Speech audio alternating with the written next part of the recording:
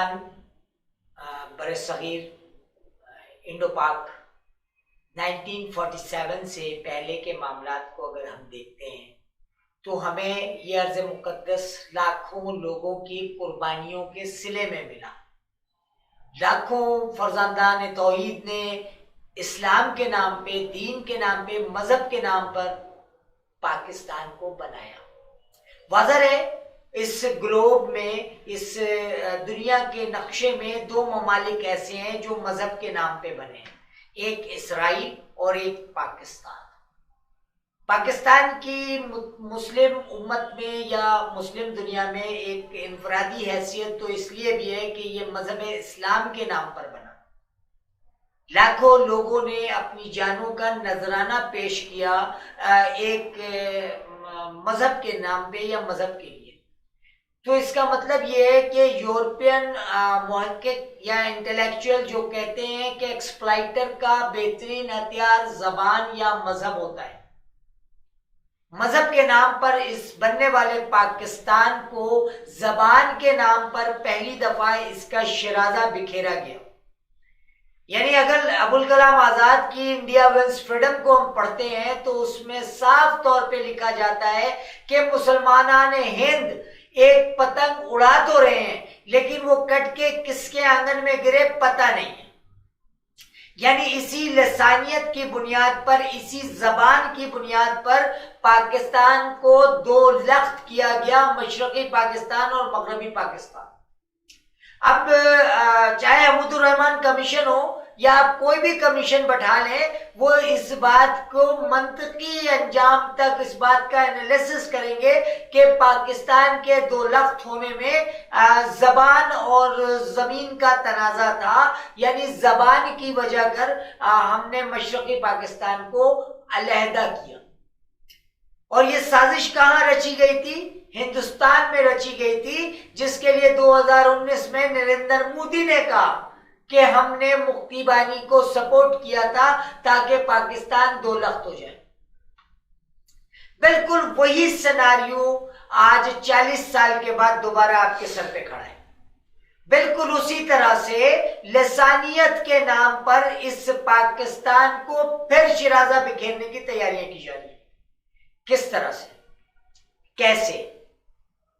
देखिए, एक आम आदमी के जो मसाइल हैं वो रोटी है, कपड़ा है या मकान है। इससे ज्यादा एक आम आदमी जो मजदूर कम्युनिटी है या इस मुल्क की जो 98% कम्युनिटी है, वो अपने रोजगार के लिए, अपने बच्चों की तालीम के लिए, अपने बच्चों की सेहत के लिए, अपनी सेहत के लिए परेशान रहते हैं। लेकिन एक बहुत बड़ा तबका ऐसा है जो पाकिस्तान की खरीदो फरोख्त में मुलव्विस है, जो इस मुल्क के पॉलिटिशियन है। लाखों लोगों की कुर्बानियों के सिले में यह अर्ज़ मुक़द्दस मिला। यहाँ के बेहतरीन दरिया, बेहतरीन आबशार, बेहतरीन महल वकू और फिर कलंक का टीका बना के पॉलिटिशियन इस मुल्क पे मुसल्लत कर दिए गए। और अगर हम किसी भी, इसमें हम सब जिम्मेदार हैं, हम सब लोग इसके जिम्मेदार हैं। उसकी वजह ये देखें कि जनरल अयूब खान के दौर से मिलिट्री एस्टेब्लिशमेंट इस मुल्क की जड़ों को खोखला कर दी।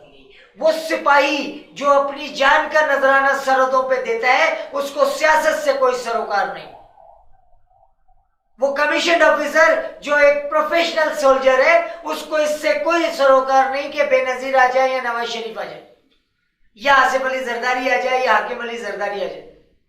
वो अपने प्रोफेशन पे तवज्जो देता है। लेकिन कुछ लोग, जनरल अयूब खान के पेशरो भी हैं इस पाक फौज में, इस हमारे ये जो हमारी अफवाज पाकिस्तान है, इसमें कुछ काली बेड़े भी हैं। जब तक वो माइनर होते हैं, जब तक वो चापलूसी करते हैं अफसरान बाला की, और जब मेजर पोजीशन पे पहुंच जाते हैं तो इस मुल्क की जड़ों को काटते हैं। आपने अक्सर सुना होगा कि इंतखाबात में धांधली हुई। क्या धांधली अवाम ने की? क्या धांधली पॉलिटिशियन ने की? या वो अफसरान जो कुलीदी एजेंसियों की कुलीदी सीटों पे बैठे थे, उन्होंने एक डील के जरिए, मैं अभी ये बात कह करके अपने आप को स्टेक पे नहीं लाना चाहता हूं कि वो डील पाकिस्तान के अंदर है या पाकिस्तान के बाहर है। वो डील मोसाद से है, वो डील केजीबी से है, वो डील अमेरिकन सीआईए से है या पाकिस्तान के पॉलिटिशियन से।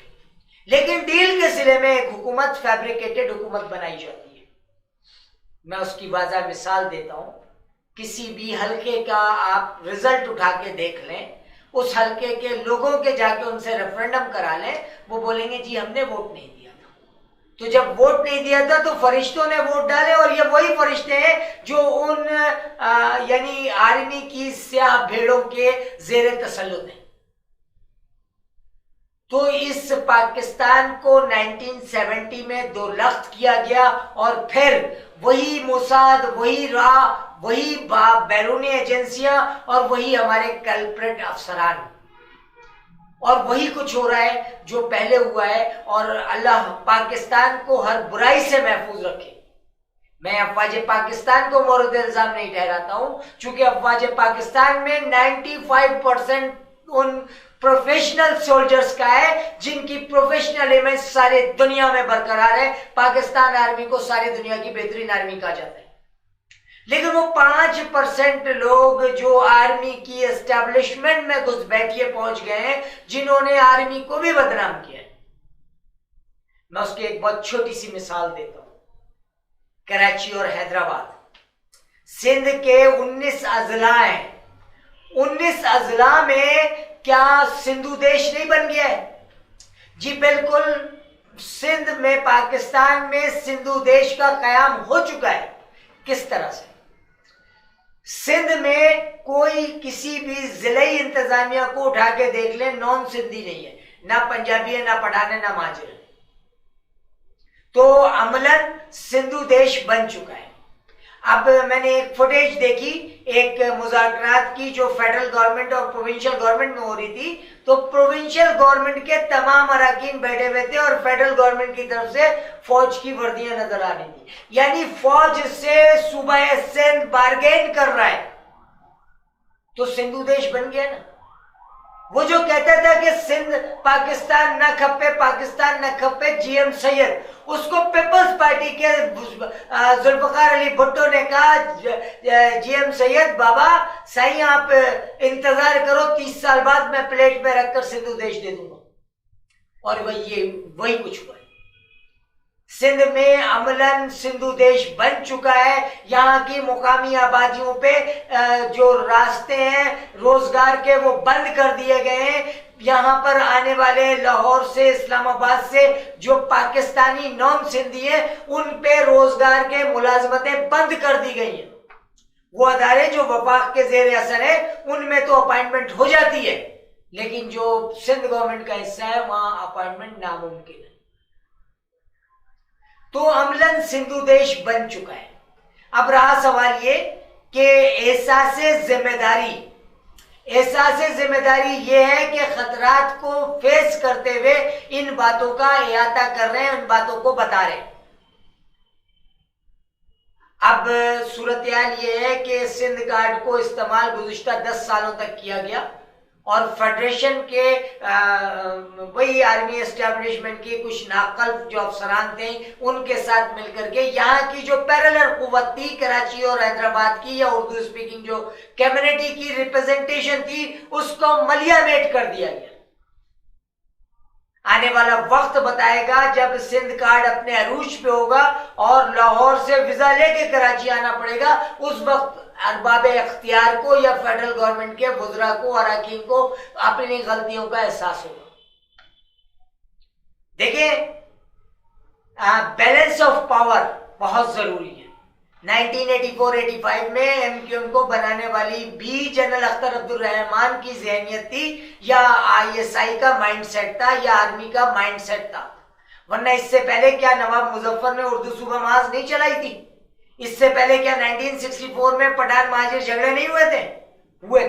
लेकिन एमक्यूएम को पजीराई भी आर्मी एस्टेब्लिशमेंट ने दिलवाई थी ताकि सिंध में जो जीएम सैयद साहब सिंध पाकिस्तान ना खपे, पाकिस्तान ना खपे का नारा लगाते थे उसकी रुकावट पैदा हो। कराची और हैदराबाद में मुतबादल पैरेलल कुव्वतों को खड़ा किया गया और फिर 2012-2011 के बाद उस कुव्वत को आपने हुब्बे अली में नहीं, बुग़्ज़े माविया में खत्म कर दिया। जब आपने खत्म कर दिया तो फिर सिंध में एक ही कुव्वत रह गई और उसने सिंधु देश ही बनाना था। पाकिस्तान का अलमिया यह है कि हम पाकिस्तानी पाकिस्तान से मोहब्बत नहीं करते हैं, अपनी जात से मोहब्बत करते हैं। हमें इससे कोई सरोकार नहीं है कि हमने ये भी नहीं देखने की जहमत की कि सिंध से आने वाला जो टप्पेदार है, जो मुख्तारकार है, जो राइडर है, उसको यहां एडिशनल कमिश्नर, डिप्टी कमिश्नर लगा दिया जाता है। उसको इससे कोई सरोकार नहीं है। अब आपको मैं एक छोटी सी मिसाल बता रहा हूं। इस शहर के शॉपिंग मॉल को देख लीजिए, रात 10 बजे तक भरे हुए होते हैं और गरीब खाजा फरोश जो इतवार बाजार, पीर बाजार लगता है, उसके बाजारों पे आप लाते मार करके उसके टेंट गिरा देते हैं। चूंकि वो जो डिप्टी कमिश्नर इस ऑर्डर को ओबे करा रहा है, उसका ताल्लुक इस जमीन से नहीं है, इस शहर से नहीं है। वो लाड़काना और नवाबशाह से आया है कि यहां से कमा करके वो लाड़काना और नवाबशाह पैसे भेजेगा।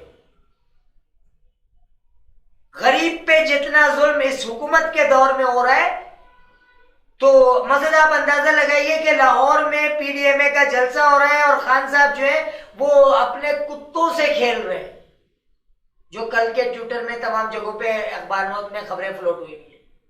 यानी बेहिसी की इंतहा देखें कि वो भी तो पाकिस्तानी है जो इस निजाम के लिए लड़ रहे हैं या इस निजाम के लिए जो सड़कों पे आए हुए हैं, और जनाब खान साहब कुत्तों से खेल रहे हैं। ये बेहिसी की इंतहा है। और देखें, मैं हमेशा कहता हूं, मैंने किसी किताब में पढ़ा है कि एहसासे जो महरूमी होती है वही एहसासे बगावत बनती है। टुनाइट विद शाहीन से शाहीन अब्दुल्ला को इजाजत।